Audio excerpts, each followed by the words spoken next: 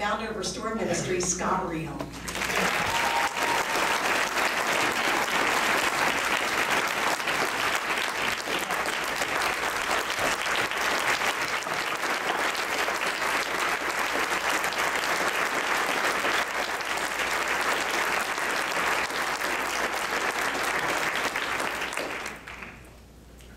Cheers for those last three testimonies.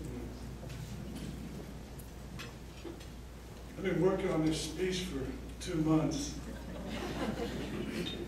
And it still comes down to the last night before it. I'm still struggling with it. But I really feel, a lot of you know how I am, so I wish you had something to write some notes on. But if you got a pen, I really feel that, I just don't want to give a little talk. I want to give you something to take with you about what God does in Restore. So what is it that happens in the life of Melissa, Katie, and Carter? What is it that God does in our lives through Restore Ministries? What is it that they find? What happens? Where does this transformation come from? And I've been reading a book by Henry Nouwen on the Beloved. And Henry talks about when Jesus took the loaf of bread, he blessed it, he broke it, and he gave it and fed the 5,000. And what I saw is, gosh, that's exactly what he does in each of us that comes into Restore Ministries. So let's look at those 4 areas. First is God takes us. The first thing we do in Restore Ministries is we help the person establish that they don't have the power to change their life. It's going to come from whom? God. The foundation in which our entire life will be transformed begins when we surrender our life to Christ. But this is an invitation. And that's what I think really happens in Restore is week after week in these groups and in counseling, they're hearing this voice say, come home, come home. And the individual begins to embrace their powerlessness. They come out of their denial. And then what Christ does is he takes our burdens, he takes our despair, he takes our loneliness, he takes our fears, he takes our failures, our losses, our addictions, and ultimately he even takes our shattered dreams. And he takes us into his care. He reaches down into our darkest, deepest pit of despair, in a place where hopelessness is so great, and he lifts us into a light of a new beginning. He takes us.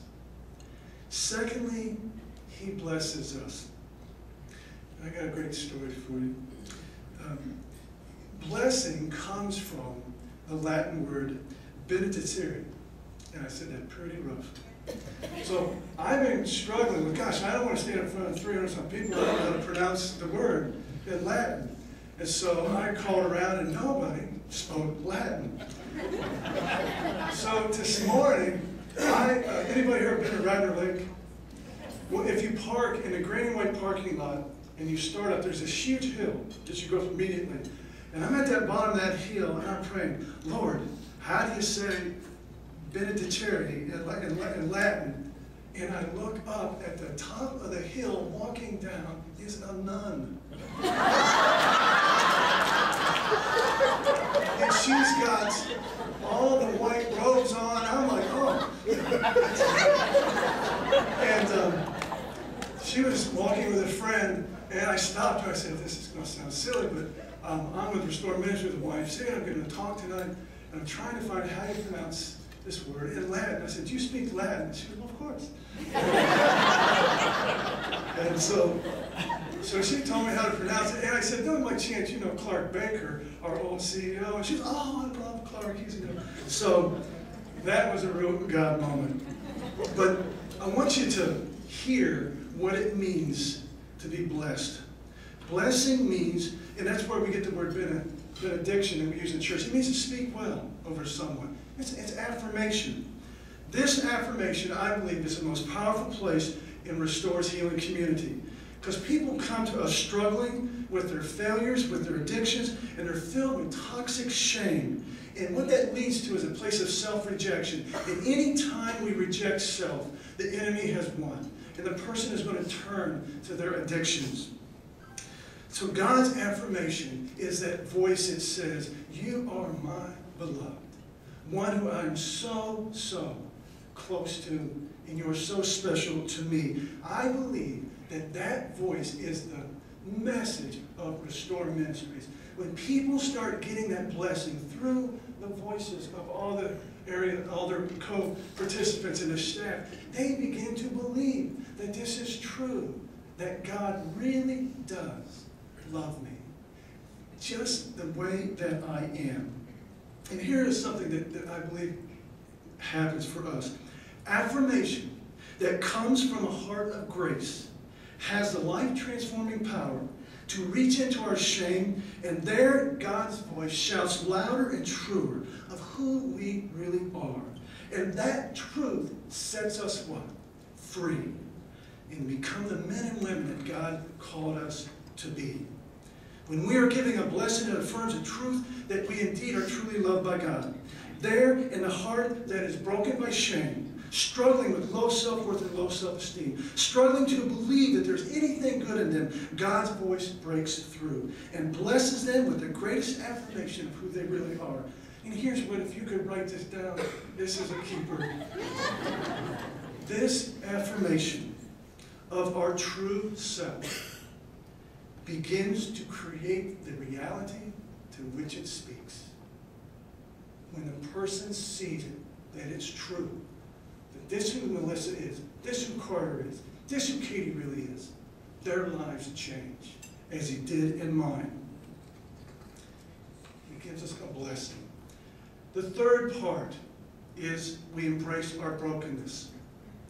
Our brokenness is the place in all of us where we encounter our pain and our suffering that is uniquely our own. These places of memories of our failures, of our weaknesses, of our fears, of our struggles, of our addictions, our loneliness, our insecurities, these are the places of our great pain. And brokenness is also just the reality of our broken hearts. The rejection, the abandonment, and the feelings of uselessness, worthlessness, and most deeply, the feeling that we are unlovable. It is here in our brokenness that we are most vulnerable, that we are most needy. It is here that we will run to those places that we medicate, to those false idols. We try to control our brokenness, and we control it through our addictions.